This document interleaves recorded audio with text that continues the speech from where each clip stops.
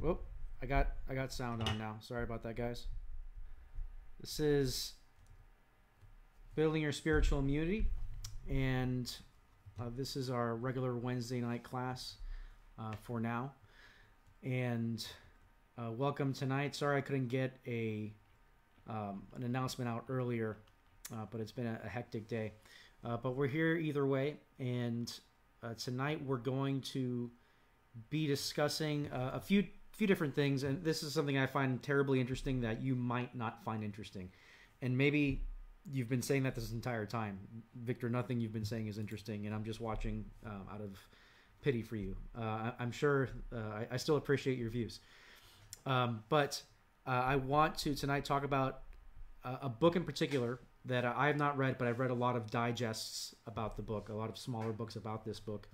And it's a book that's become very popular within probably not just pastor circles and seminary circles, but philosophers in general.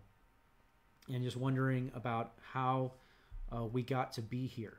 And when I say how we got to be here, I don't mean how we got to become like, the United States at this time. I mean more about how we got to a place where, and I've said it this way before, how we got to a place where religion seems so not just unpopular, but odd. So there are plenty of things that are unpopular yet not odd, like stamp collecting. Right now, I'm sure there are stamp collectors out there, and great.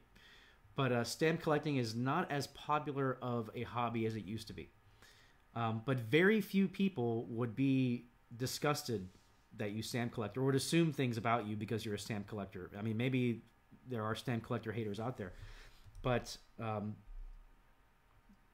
typically that's not something people are going to find a problem with.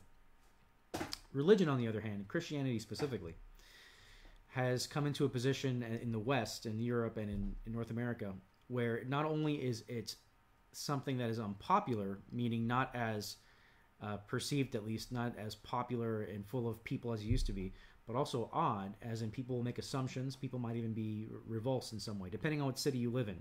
If you live in Alabama, nobody's going to be weirded out by the fact you go to church.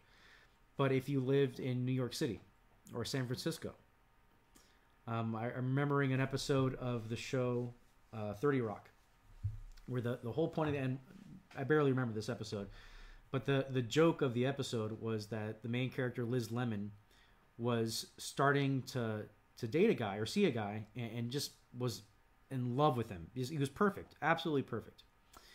And then she finds out that every other afternoon he goes and sneaks away to this church in the neighborhood. And she wonders, oh my goodness, is he one of those crazy born-again Christians?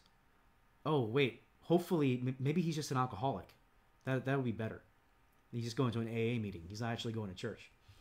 Now, if I recall correctly, he goes to church, and that's the rest of the episode, and figuring that out and how she can't be with that guy.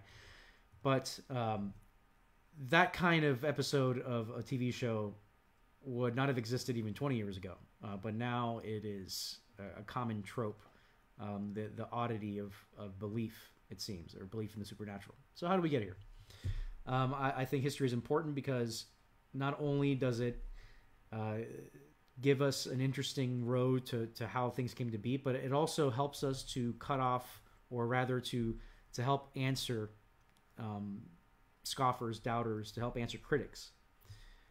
Because oftentimes the criticisms Christianity gets are not historically based. They're more imagined than anything else. So it's good to be familiar with your history as well as being familiar with your Bible. So we're going to, I'm titling this one tonight, Our Secular Age, Why a Believing Man is Hard to Find.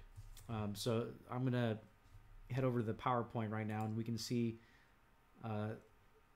here a picture of Charles Taylor. And it's a very, very posed, striking photo of him. He's in a cathedral that has stained glass windows. It's very intentional. Charles Taylor he's a Canadian Christian philosopher. I just mentioned he's Canadian. I have nothing against Canadians, but he's a Canadian Christian philosopher who wrote a giant book in 2007 called A Secular Age. And it's like maybe 900 pages long, 1,000 pages long. I know a couple people who've actually read it, but I have not read the entire book. But there are many books written about this book. And basically, the way I've put it, it traces the history of religion and secularism that took us from cathedrals to cat names in 500 years. How did we go from, as a Western society, deferring to being in awe of religion and cathedrals and the transcendent, to being where we are now, where it seems like people are living literally to pleasure themselves, and not even hedonistically, just in all of life, wanting to have a good life, which typically means a comfortable life. So what Charles Taylor did when he wrote this book, I mean, plenty of people have written about how the culture has become secular. That's not a new idea. But Charles Taylor helpfully divided it into three sections, or three senses of secular. And you could call them phases of secular, but in a way they're kind of always interacting. So it's not like one is over and then another has begun. And it's the third phase of secular, or sense of secular, that Charles Taylor feels like we're living in right now, that is unprecedented.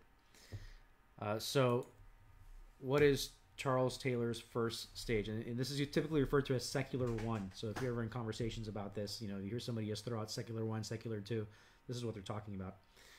But it's the first stage, and this one you can probably think of examples already.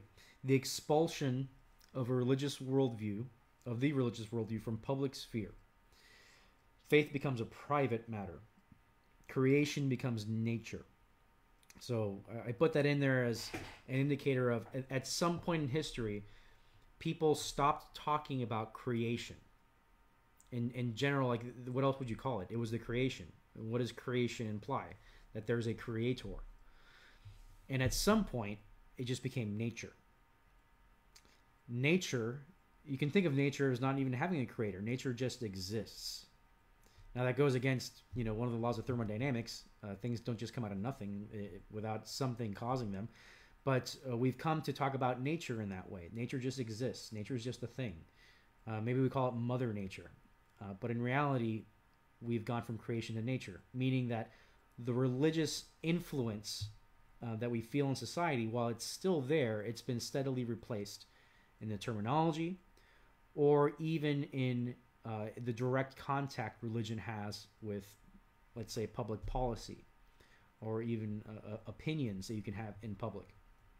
And you can think of the hot topics right now about that. But why is this? Why did Christianity specifically get kicked out? And I've divided this into a couple of categories, and we're going to go into a few apologetics type issues here. And when I say apologetics type issues, I mean these are issues that people will bring up as barriers to faith. And we're going to talk about ways you can actually relate the history of these things to better help them understand and take down that barrier, so to speak. There are some that are perceived, and there are some that are real. When I say perceived and real defeats of Christianity. Defeats being things that happen in history that really hurt Christianity's credibility. And Christianity is a broad term. There's so many different denominations, so many different Christians, and Christianity has built within itself in the Bible kind of this, not a safeguard or a disclaimer, that just because somebody's a Christian does not mean they're going to be a perfect person. And a lot of people can claim to be Christians and be horrible. Doesn't mean that Christianity is any less true. But historically, Christianity has suffered some setbacks that have hurt its credibility in some portions of society. But some of those things are actually just perceived. They're not really real. And two I'm going to tackle right now are the Crusades, the Christian Crusades, which nobody talked about the Crusades until the War on Terror about 15 years ago, when President Bush talked about going on a crusade. And I don't think he intended it in that way, but the media picked up on it, and they started trying to call medieval scholars, and medieval scholars don't get many phone calls, and asking them, well, what were the Crusades? And kind of already knowing what the answer was. Not really asking for a real expertise, but rather just justification for what they thought the Crusades were. So for the Crusades, I have a cute little video here. It's not cute. It's very informative, actually. And I don't agree with every last detail in this video, but it's about 3.5 minutes long. This person has put together an incredibly concise history of the Crusades. If you've ever wondered what the Crusades were, pay attention now. And this will be as good of a synopsis as you're likely to get.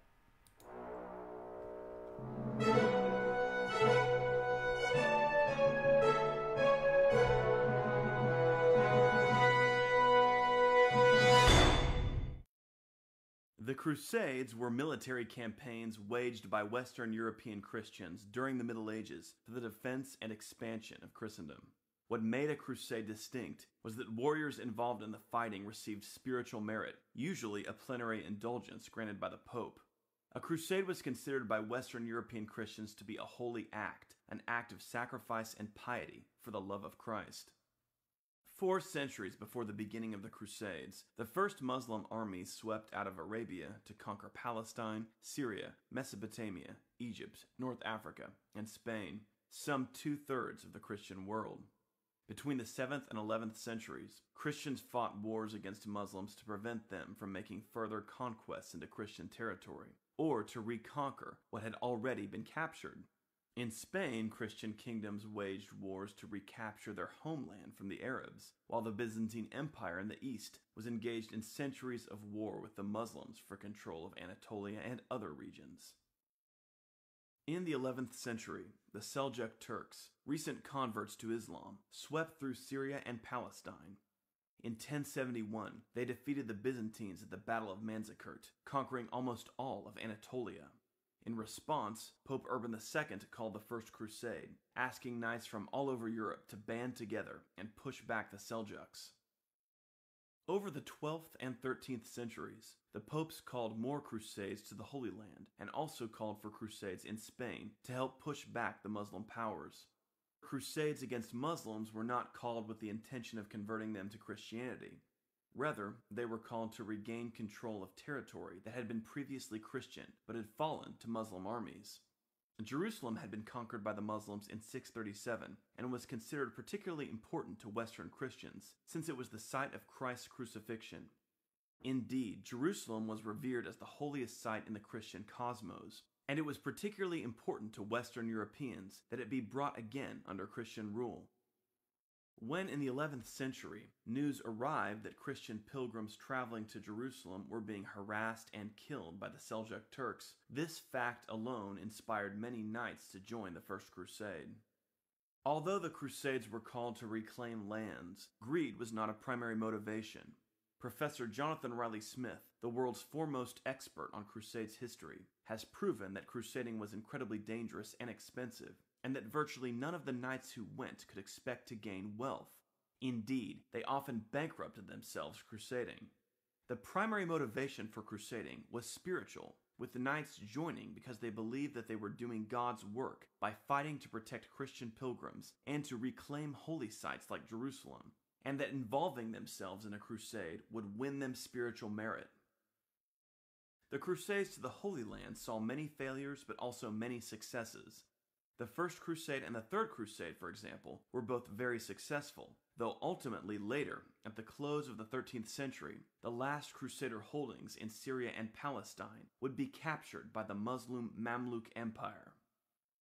However, the Crusades in Spain achieved lasting victory, with the whole of Spain being ultimately recaptured by the Christians.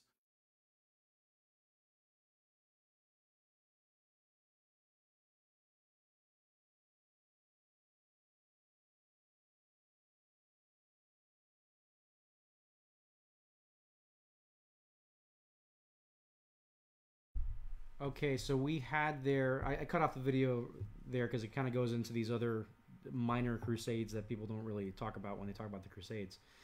But to kind of okay, so we had there. I cut off the video. Reiterate what was said there.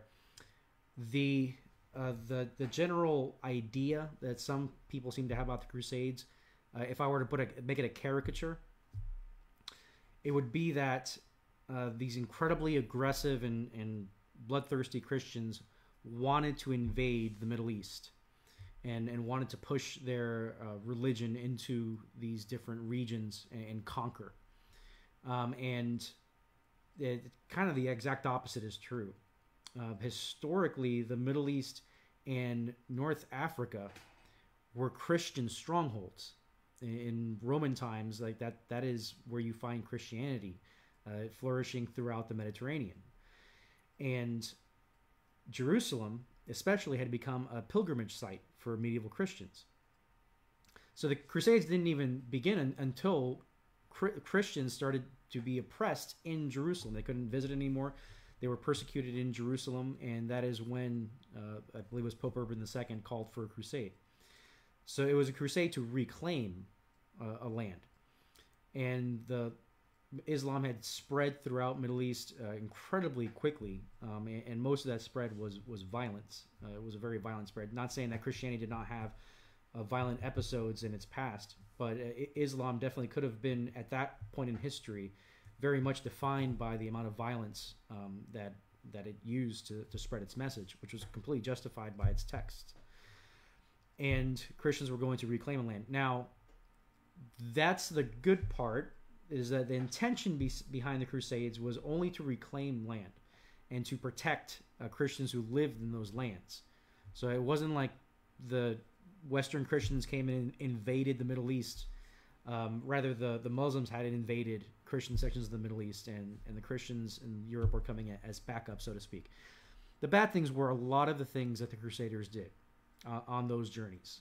There's a lot of stories of just horrible things that men in the military sometimes do, and many did on those crusades, that would not have improved their reputation with anyone. And also some of the beliefs that, crusading would give them merit. At the time, that just a teaching within the church that you could probably justify that and say, like, sure, the Pope can grant you eternal, a passage to heaven with going on a crusade. Like, we don't find biblical finding for that. You won't find anything like that in the Bible. So in a lot of ways, the crusading or trying to justify the Crusades from the Bible is very difficult. But from an ethical standpoint, you could justify going to defend your people group in another country. And not all the Crusades were incredibly justified. Some were better than others, as the video author said. But on the whole, the Crusades are an incredibly misunderstood portion of Christian history. They are not indication that Christianity doesn't belong in the public sphere, because Christianity just leads to be warring people. Christianity leads to these obnoxious people who think that God's on their side, Deus Vult, and they can do anything they want.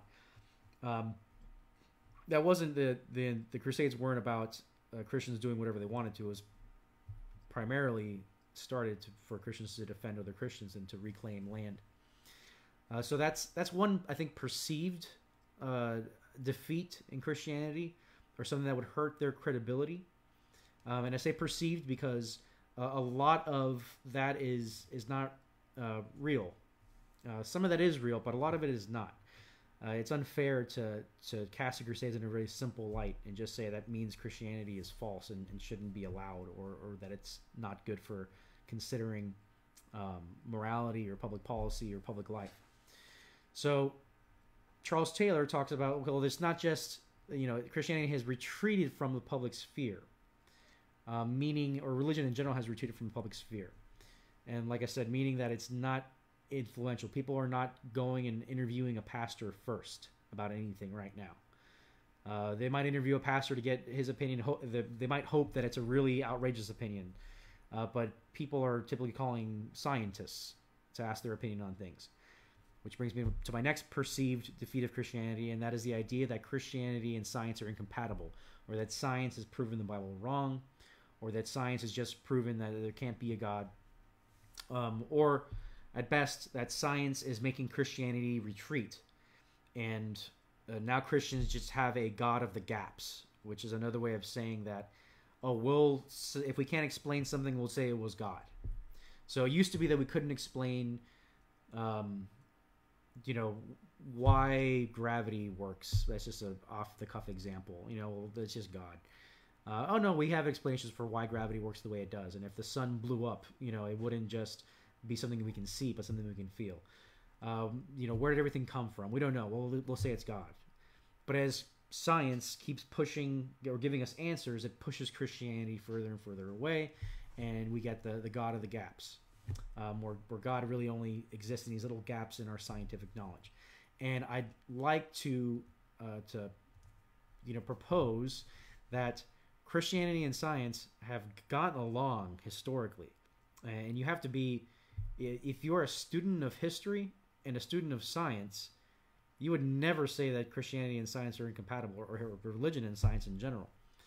Even though you have scientific findings in a lot of different religions, Christianity really is the hotbed or the foundation of the scientific method, or it was within Christian cultures that we got things like the scientific method. It's within Christian cultures that we started having people write down their observations and developing this idea that you could believe that the world had order in it, that you could believe that the world was worth studying. It wasn't randomness. It wasn't this mystical, incomprehensible thing, that it actually could be comprehended to some degree. And this is why, if you look into the Eastern religions, you don't find a whole lot of science coming out of that. In Islam, you find math and some science, and in China there were scientific discoveries. But Christianity has this to claim. I've put together kind of a murderer's row, so to speak, of Christian scientists. I don't mean the Christian scientists as in the denomination, but scientists who were Christians. And just going from left to right, and I am not a scientist. I can just tell you vaguely what these people were known for, but the top left corner, that is Galileo Galilei, famous for the song Bohemian Rhapsody and being featured in that song, but also famous for his astronomical observations and proposing heliocentrism, or rather that the center of the universe is not the Earth, but rather the center of the universe might be the sun. I believe that he went that far to say that. And he's famous for being persecuted to some extent by the Catholic Church. He was never killed by the Catholic Church, or never burned at the stake for his discoveries. But he is also a Christian. He wasn't an atheist astronomer who was in contention with the church. He was a Christian astronomer, and opened up so much discovery for future generations. Right next to him, the man in the dapper hat, that is Francis Bacon, Sir Francis Bacon, who is credited along with others with formulating the scientific method. So the idea of observing and analyzing, experimenting, also a Christian. Next to him, I believe that's Maxwell. I forgot his first and middle name, which is kind of embarrassing. I'm going to look it up right now. But he was a physicist. James Clerk Maxwell. How could I forget James Clerk Maxwell? A physicist who joined together a lot of different disciplines with physics. To the right of him is Mendel, the friar monk who created, or rather experimented with a lot of genetics of peas and pods and all that. You learned that in elementary school, at least I did. So the father of modern genetics. Back down to the left bottom corner, that is Sir Isaac Newton with his fabulous hair. And Sir Isaac Newton, he's pretty famous. A lot of modern physics wouldn't be possible without his discoveries and the laws of thermodynamics, his formulation of gravity. He was a Christian. He wouldn't be like an evangelical by today's standards, but he did believe in God and believed there's an order to the universe. Next to him, Johann Kepler. Kepler, also I believe an astronomer, and mathematician. Next to Kepler, that is Florence Nightingale, who was an Anglican nurse, but she also studied nursing, and the science of nursing. She improved sanitation. She made a lot of discoveries about that, and how to. Some people say that she extended people's lives by 20 years with the work that she did. in the big guy right above me, I'm going to get to this guy over here last. The big guy right above me, that's Michael Faraday. Did a lot of work with electromagnetism, and is an incredibly astute guy. And if you watched Lost, there's a character named Faraday named after him. The characters in Lost are named after philosophers and scientists. I'm sure you picked up on that. And the guy right next to me, that way, no, that way. That is Francis Collins. Francis Collins is still alive. He's not that old. He's probably 70 at this point. He is, I believe, the chair or the leader of the Human Genome Project. He helped map the human genome. So which people didn't think we would do for a very long time, but he was on that team, and so a geneticist, and he's written a book. And I'm looking at my bookshelves right now to see if I can. Yeah, I'm gonna get it right now. Give me a moment. Written a book that was very influential for me, and which I would commend to everyone. That is the Language of God by Francis Collins. And in that book, Francis Collins, and something that's true for all the scientists I named, they didn't carry out their observations in spite of their Christian belief. They carried them out because of the Christian belief, because they believed that there was intention inherent in the universe. And if somebody's, put a message in a bottle, then if we find the bottle, we should be able to read the message. But if nobody put a message in a bottle, then why are we even looking for a bottle with a message in it? So these Christian scientists have sought to discover what God has written into the universe. He's written in the Bible, but he's also written in the skies. He's written on earth in the general revelation that he's given us. He's made himself clear. And Francis Collins, in his work in mapping the human genome, to put kind of a real, paraphrase synopsis on it, he found that there's a language in there. There's an intentionality to how our genes are written. That the things that we used to say are junk DNA aren't really junk DNA. It would almost seem like somebody wrote this. That this is not something that could just randomly come about, or even take billions of years to come about. And Francis Collins, he has some views that a lot of Christians might disagree with, as far as the age of the earth. But he is certain that God has God's signature is in our DNA. That if you look at a painting and the artist will sign their name in the corner, and where God has signed his name is in our genes. God has signed his name in each of us, and that is incredible blessing to know. But I talk about Francis Collins just to present a current day scientist. So it's not like some of these other scientists are from centuries ago, and maybe you couldn't help but be a Christian. Well, in this day and age, you can definitely help not being a Christian. And science is usually associated with atheism, or unbelievers at least. And there's a higher rate of atheism within the scientific community, but it's not overwhelming. I think it's something, it might be something around 30%, not necessarily atheists, but 30% that practice no belief. But still a majority of scientists believe in God. It's only scientists like Neil deGrasse Tyson and Bill Nye who become these kind of internet heroes for atheists, and end up plastered on any video.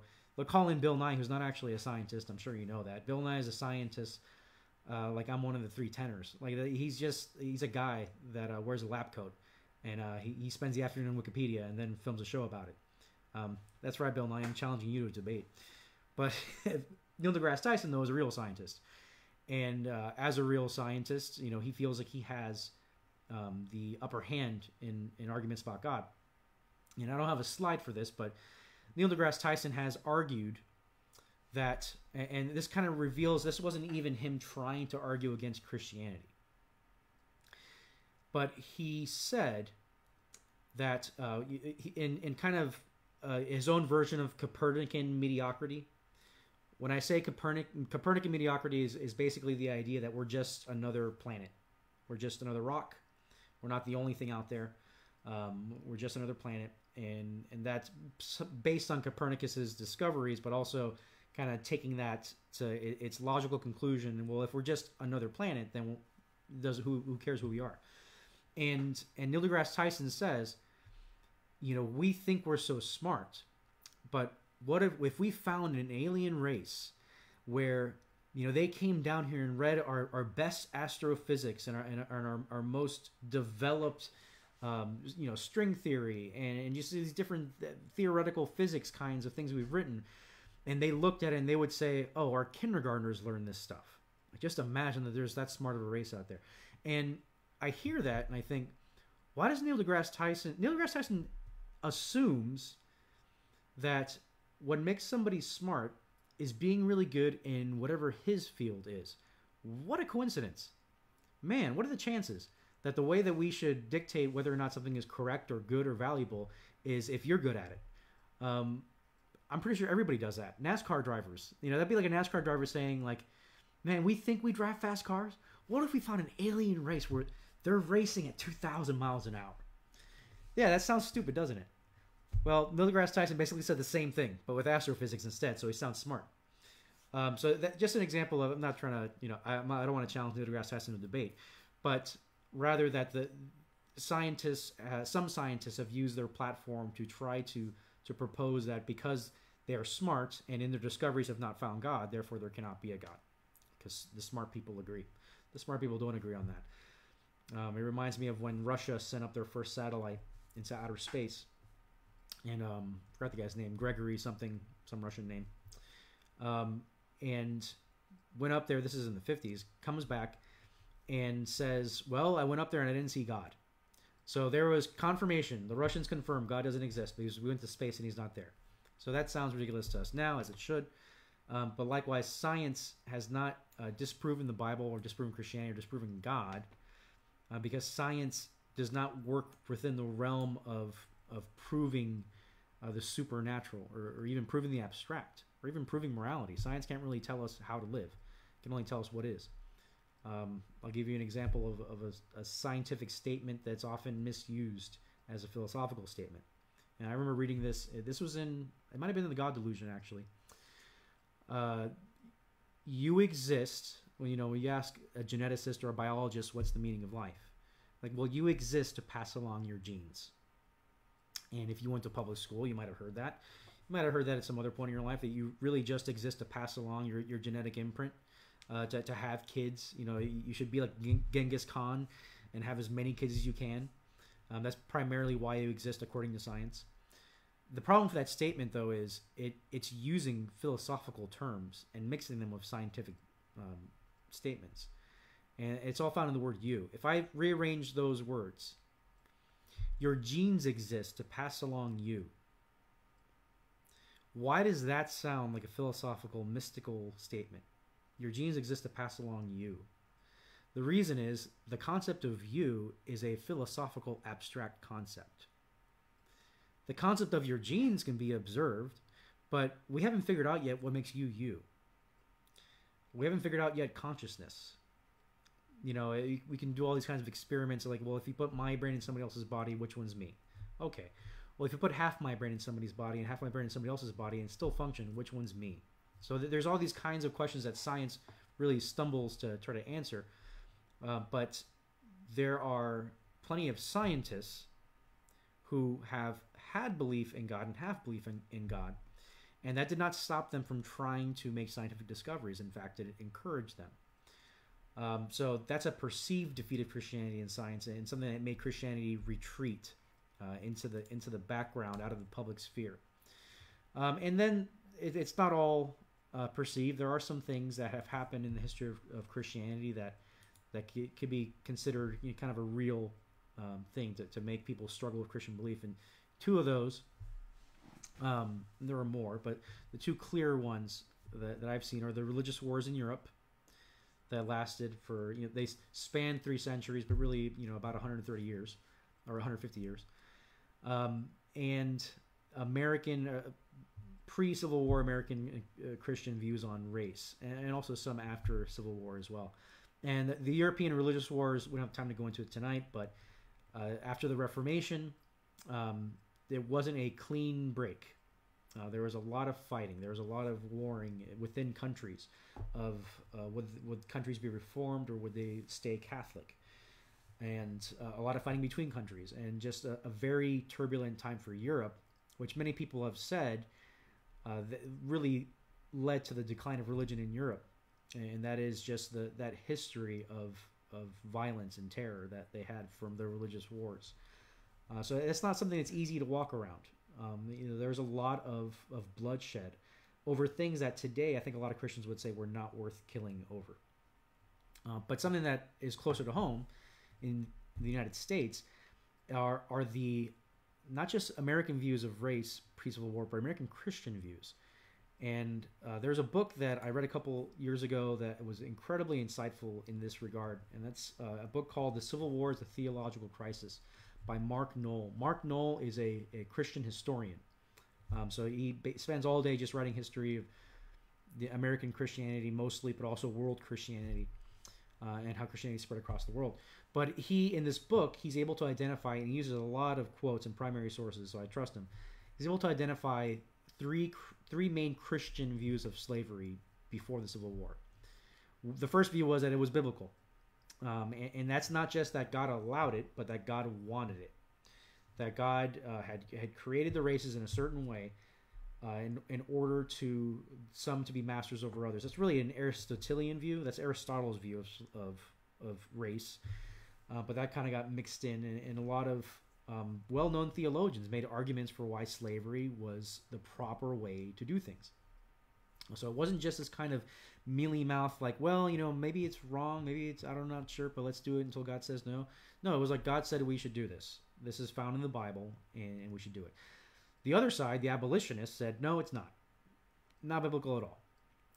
Now, the abolitionists, they didn't really go to the Bible, though, to find their answer. They would basically say things like, well, you're using parts of the Bible that don't apply anymore, or you're using parts of the Bible out of context. So the abolitionists were pretty easily accused of just throwing out the Bible and relying on, well, Jesus wouldn't want that. Well, Jesus wouldn't do slavery. So the biblical Christians who condoned slavery and promoted it very easily said, well, the abolitionists don't care about the Word of God. So, we care about God's Word, so we're going to keep our slaves. Then there was the third view, and we don't hear much about this third view, because this third view is kind of in the middle, and historically, in any kind of great debate, the two polar opposites end up completely devouring the middle, and you never really hear the nuanced middle. There are no heroes from the nuanced middle. But the nuanced middle was this: the slavery might be biblical. It might be in there, and you see it in the Old Testament.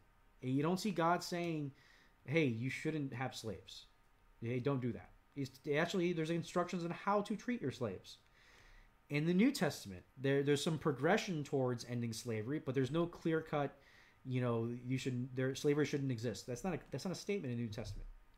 But regardless, whatever the plantation owners were doing was not biblical slavery. If you could create a term biblical slavery and define it, whatever the plantation owners were doing was not it. They were abusing their slaves. They were not granting them freedom once they had converted to Christianity. They were basically treating them like property and like they had no human dignity, which is so anti-biblical. That middle part got ignored. And we had to have a war to determine which side was right. So think about it. At that time, there were just two sides of a debate. And the Civil War determined, God used the Civil War to determine that slavery should be abolished. At least for people in America, to convince them. Now, historically, the aftermath of that was people remembered this is what the Christians said when we talked about slavery. You're less likely to go to the Christians then when we come to the next moral issue. Now, people still did. But you can fast forward 100 years to the Civil Rights Movement. And there you find Christians, good Bible-believing Christians, who are advocating for segregation and saying that we shouldn't intermarry and all of these views that at best are, well, you stay on your side, we stay on our side, we're equal, but we don't have to hang out. And at worst, were really ways to continue the demeaning nature of slavery and almost this resentment of African Americans that existed in the South, and resentment of Northerners. And the segregationists lost. And that was another hit, I would say a real hit to the credibility of Christianity, at least in general. Now, the thing here, though, is you can look to the Bible, and there's no credibility lost in the Bible, because you read your Bible and you see, like, wow, man, if you actually read this all the way through, segregation does not make sense with this.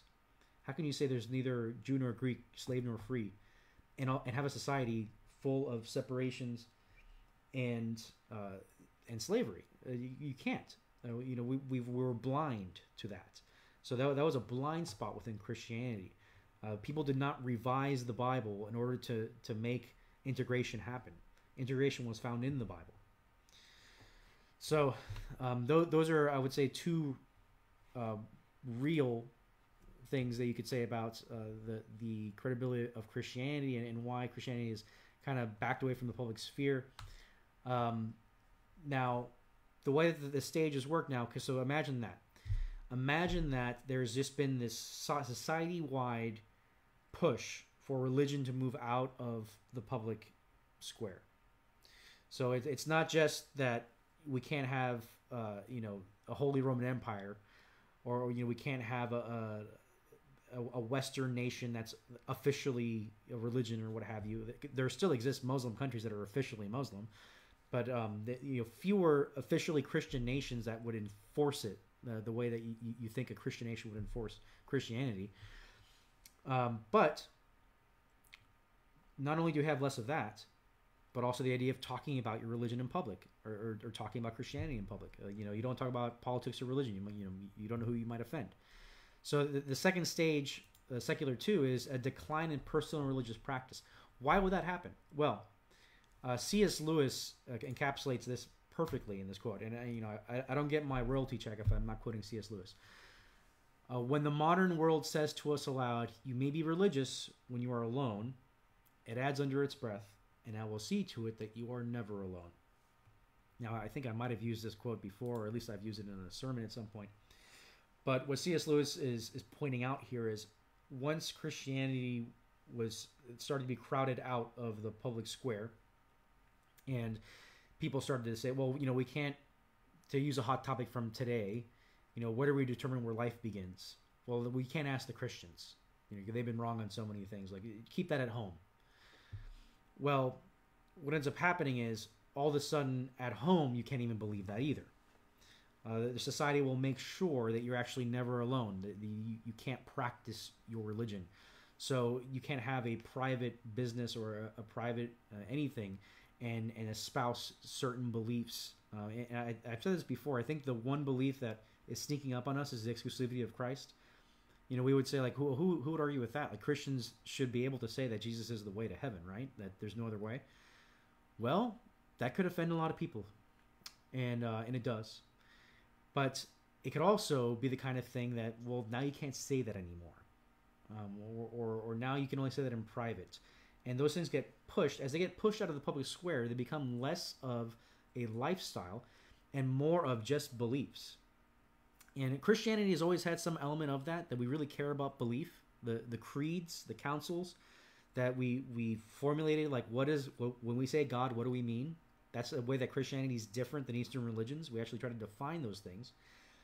But Christianity was never just about belief. We were never just brains on sticks. But as Christianity is in a secular society, is pushed into the realm of just belief and private belief at that, then Christianity becomes more about, well, brains on sticks. And what we know from how habits and culture progresses, you can't progress a culture with just brains on sticks. Culture is stuff that we make. Like, when archaeologists dig up the Aztec culture, they're digging up literally pots and pans. They're not digging up the thoughts in somebody's brain. At best, they're digging up the writings somebody might have had about their religion. But what they're digging up is the way of life those people lived because of their religion. And now Christianity is becoming the decline, even within Christian life, of Christian behavior and practice. So that gets us to secular 3. And this is where Charles Taylor really goes into new territory, because everybody could say these two things. Yeah, the society became way less Christian. Duh. Okay. 2, there's been a decline in religious practice in Western civilization. Yeah, you can see that. Not only in that fewer people might go to church every Sunday, the church attendance is spottier, but also that even the people who do go to church don't necessarily do Christian things throughout the week. They're not praying, they're not reading their Bible. They might say the Bible is the Word of God, but they're not exactly sure what the Bible even says in it. Their beliefs are even off kilter. There's a recent, I think it was Gallup or Pew, that had a poll asking these basic core beliefs of Christianity to a bunch of Christians, and most Christians scored as heretics. The most famous heresy that I could think of that was on that list was they asked people, how explain the Trinity, and they I think they presented, oh, is this what the Trinity is? And so sometimes God is the Father, sometimes God is the Son, and sometimes God is the Holy Spirit.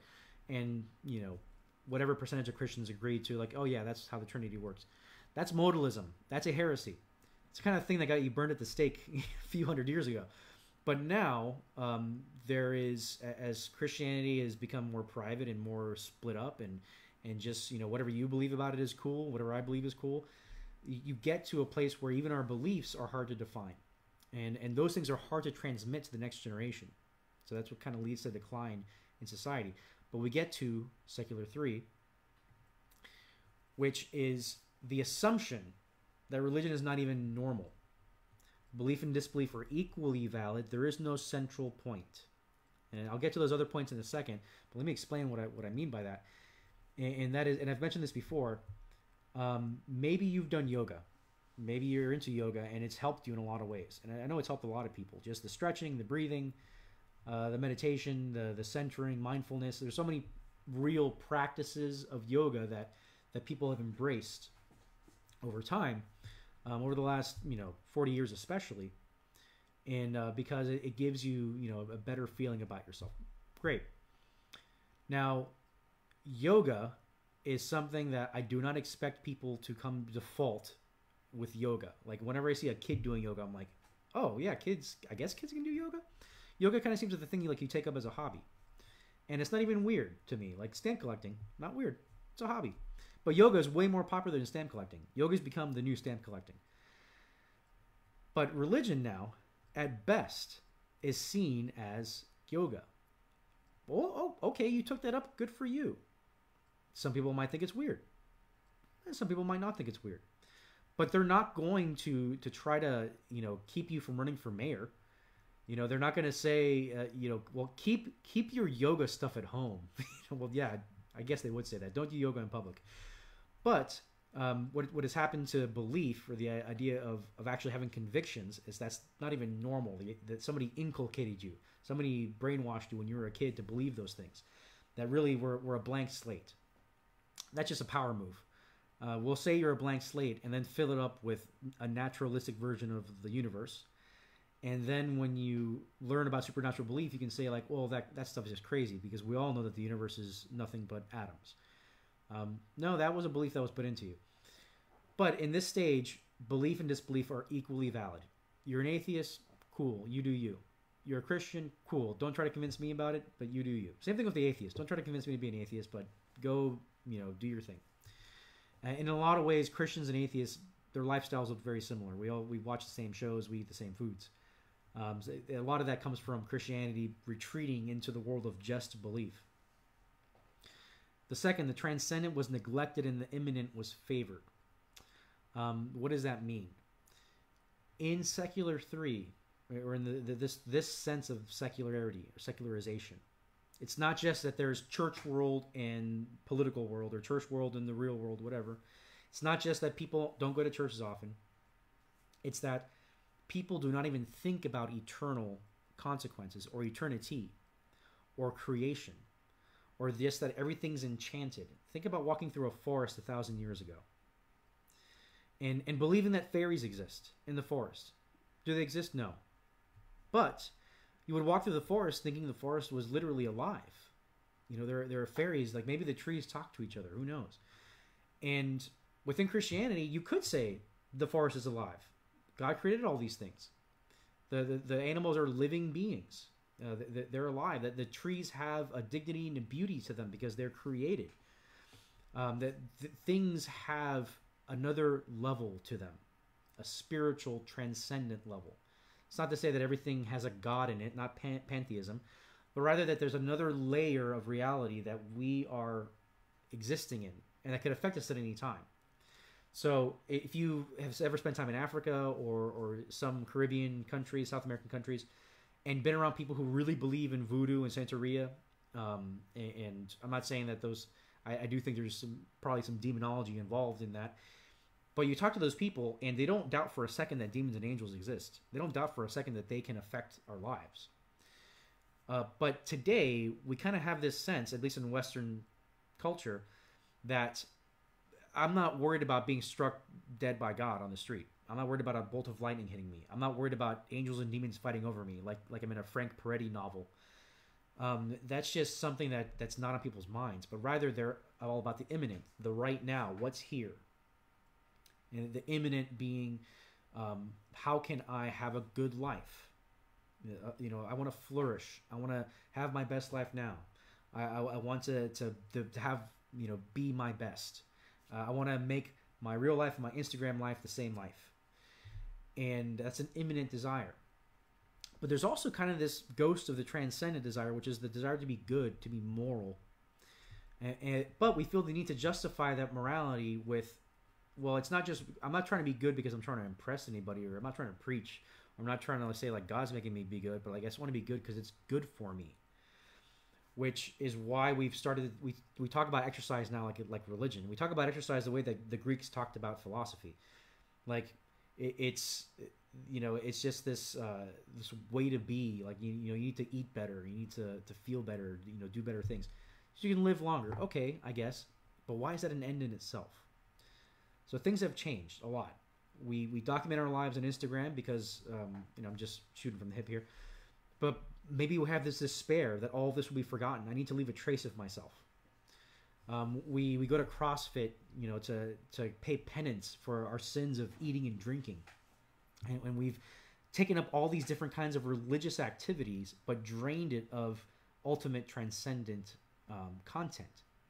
And really just redirected our religious activity to ourselves and to what's right here and right now. So that, I know that's a lot, you know, that's, I'm preaching at you, and that's a lot to take in a, you know, just in a moment. But where this leaves us is in a tough spot. Because for a lot of people, they think that this is okay. That, you know, we don't really need Christianity anymore. It helped us for a while. Maybe religion helps societies form. You know, it's good to have somebody saying, hey, don't kill each other because God will punish you. Okay, you know, that maybe that's why religion was good. But now we all know better. Now we're all just good. We know what good things are. You know, the Swedish, there are so many atheists in Sweden, but they're so nice to each other. Yeah, well, Sweden used to be Vikings, and Vikings weren't nice to each other. What made the Vikings nice to each other? Maybe it was Christianity. So a lot of our inherited morality is actually Christian morality. And we've talked about this before, and I'm going to come back to one of my favorite dudes with facial hair, Nietzsche. And Friedrich Nietzsche, atheist, nihilist, like anti-humanist, something you could call him. He was, he cut through the BS, and he really called it in a lot of ways. And he despised Christianity, but he was also breathtakingly honest. And he said this: when one gives up the Christian faith, one pulls the right to Christian morality out from under one's feet. This morality is by no means self-evident. Christianity is a system, a whole view of things about things thought out together. By breaking one main concept out of it, the faith in God, one breaks the whole. So there is a reality in that once you start to take apart or take God out of morality, you'll be left with something. It's almost like taking a part out of a car. Like you can take all of the oil out of a car, it'll still run for like 10 minutes. Take all the oil. Look it up on YouTube. Take all the oil out of a car, drive it hard. It'll run. And then the engine will completely seize up. You need the oil in the car. Almost all those pieces, when you open up the hood of the car, need to be there. A lot of them look like, well, you don't really need that, you really need that. And some of them are, okay, wiper fluid. All right, maybe you don't need that. But there are some parts that you take out and it's like, that car ain't going to run. And if you remove God from Christian morality, at some point you lose Christian morality. You lose these concepts because they just become arbitrary. And who determines what's right and wrong? Well, whoever is the most powerful.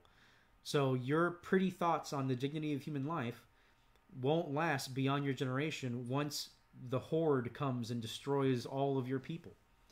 And then they will get to decide what's right and wrong.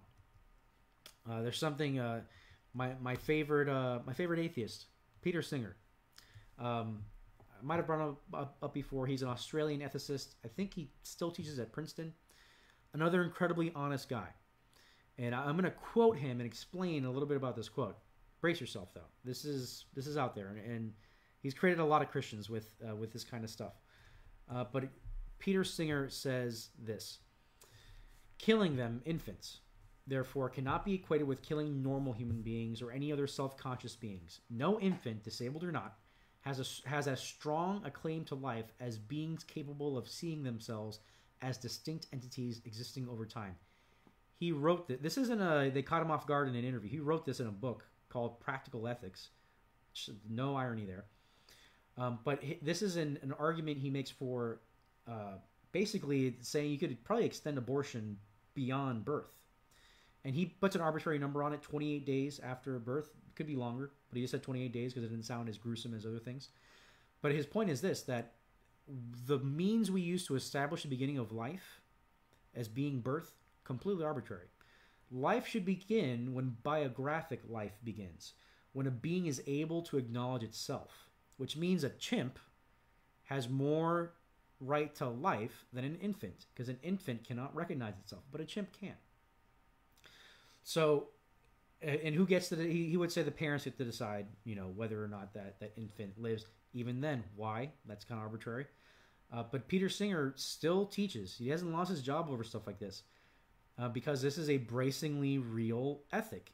If there is no God, if there is no inherent dignity to human life, if we are, I've seen a lot of this lately, if we're just another virus, then why is infanticide wrong? It's found in previous cultures. The Romans did it. The Greeks did it. What's so wrong about it? And when people start asking really uncomfortable questions like that, it doesn't make them go back to church. But rather they go back to the church building to try to rob more of the morality out of it. But they'll find that you can't really just take certain things and leave the others, especially when those moral statements are so tied to not just belief in God, but also what God says we should do with ourselves and with our bodies. And I'm gonna go over time tonight because, yeah, Facebook will let me. I use a quote here from Aldous Huxley. I know I've used this quote before in a sermon. Aldous Huxley's he wrote Brave New World, which is a great book. I think Brave New World's going to happen, not in 1984, but they're both great books. But Brave New World is incredibly insightful. Aldous Huxley was an atheist, and he had this to say in a book he wrote, which is kind of this analysis of just his philosophy. And he writes this, and it type's pretty small. I'm going to read it out. I had motives for not wanting the world to have a meaning, and consequently assumed that if it had none, and was able without any difficulty to find satisfying reasons for this assumption, and he goes on to say, well, then I would just believe it had no meaning. For myself, as no doubt for most of my friends, the philosophy of meaninglessness was essentially an instrument of liberation from a certain system of morality. We objected to the morality because it interfered with our sexual freedom. The supporters of this system claimed that it embodied the meaning, the Christian meaning, they insisted, of the world. There was one admirably simple method of confuting these people and justifying ourselves in our erotic revolt. We would deny that the world had any meaning whatsoever. So let me digest that a little bit. What he's basically saying is this: in order to get to a place where he could have his erotic revolt, along with his friends, with his cohort, they needed to take down the system of morality. But in order to do that, the casualty in that war is to rob the world of meaning completely. If the world has no meaning, and another way of saying that sounds nice, because you're not going to go up in the street and tell people like, you believe the world has no meaning. Who believes that? But a way of rephrasing that in a nice way is, you have your truth and I have my truth. If that's true, then the world has no meaning. There is no ultimate meaning in anything. There's no truth. Truth is just a code word for something we want. And in order for someone to get their truth without having to succumb or be subject to the greater truth, they have to ignore or deny that there is a greater truth.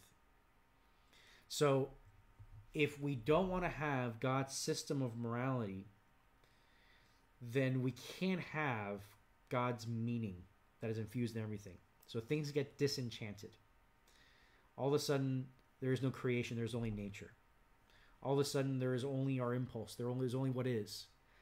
All of a sudden, life becomes about right now, what makes me happy. The problem, the deeper problem in all of this is that I think in many ways it's come into the church. What do I mean by that? This is a quote from Mike Cosper. He is a Christian writer who writes a lot about the secular age and just the stuff found in that book. But this is what he writes. The collapse of Christianity into a conventional ethics midwife. Let me say it again. The collapse of Christianity into a conventional ethics. So basically making Christianity about a system of morals and ethics.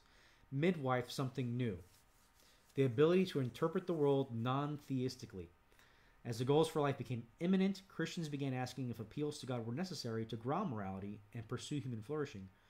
Aren't reason and natural human desires sufficient to motivate us to preserve life, bring prosperity, and reduce suffering?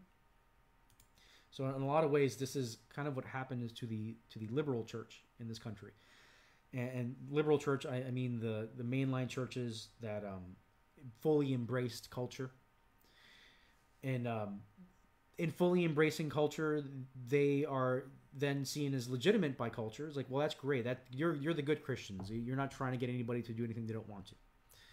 Those churches are also empty now. The reason why is you can find a group that meets in the afternoon that'll do the exact same things, and they want to do the Jesus stuff. So if you turn church into, hey, we're about carrying out this, we need to help the community in this way or fight for these people, and because Jesus wanted us to, at some point people will be like, we should do all those things. And I'm going to do them with my atheist club on Wednesday nights, and then we're going to go out and drink afterwards. The church ends up disappearing in those kinds of instances. Not to say that the church should not be involved in helping seek justice in society and mercy, but rather that for a lot of Christians, they started being able to answer those things outside of the Bible. Why should I be good? Well, we can answer that outside of the Bible, can't we? How can I live a good life? I can answer that outside the Bible, can't I? But if we go further outside of the Bible to answer those things, we will never come back to the Bible. And Christianity eventually will become, the age of spiritual but not religious, which is one of my most hated terms because that just makes no sense to me. But I want to say a couple more things, before we close. One, secular 3, the one we just talked about, where we live in a world where there's no transcendent, but everybody wants to be good and everybody wants to have a good life. We live in that world now, but that's not a new world. It's just more recognized now. Because there's an instance that this has already happened. The universe went from being an eternal place with eternal goals to a right now place with right now goals. But it was like that in Jesus' day too. And present to you the story of the rich young ruler. And the rich young ruler is found in the Synoptic Gospels. But the rich young ruler, what we know about him, besides his age and his relative wealth, was that he was a good person. He had followed all the rules. He had basically done what Jesus said you should do. Follow the law. Well, yeah, I've done this. Jesus said, great, good for you. Now just sell everything you own and give it to the poor. And at that, the rich young ruler couldn't. So he walked away. And in different gospels, they tell us Jesus' reaction, like some they say he was sad by that. Like Jesus was like, hey, dude, you almost have it. Like, just sell your stuff and you'll have eternal life. You need riches in heaven, not riches on earth. And that rich young ruler could not part with his riches on earth. And Jesus tells his disciples,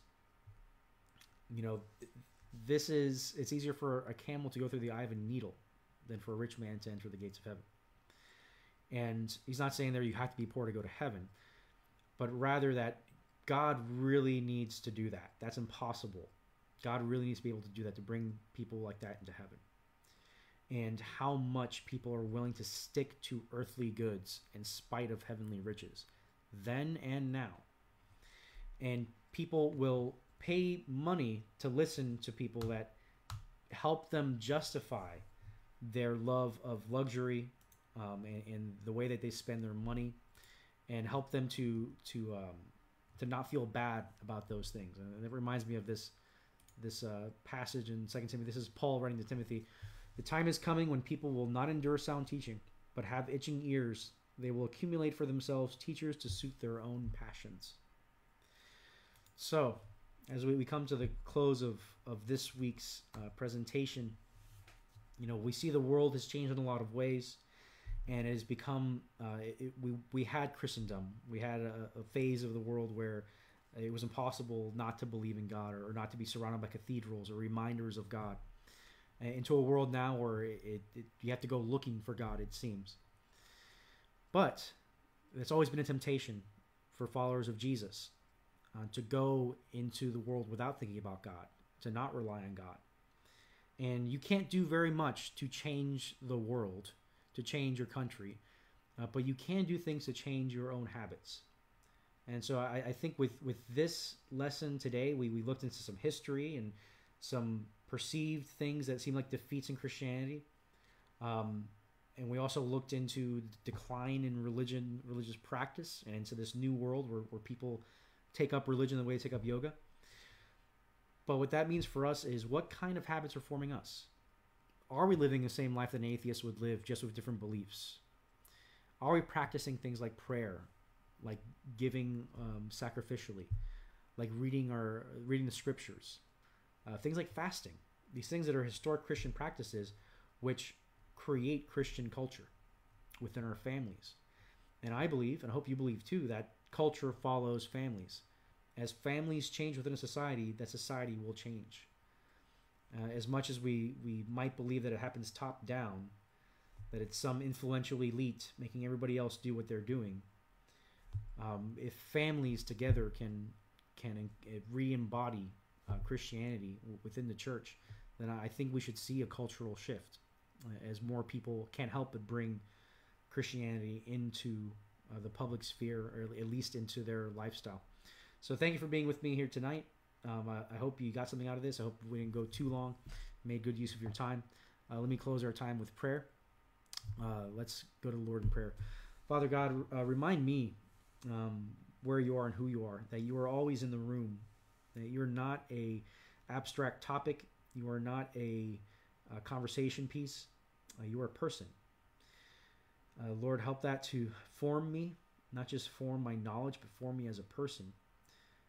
That as that person, I could be someone who seeks to glorify you with what I do.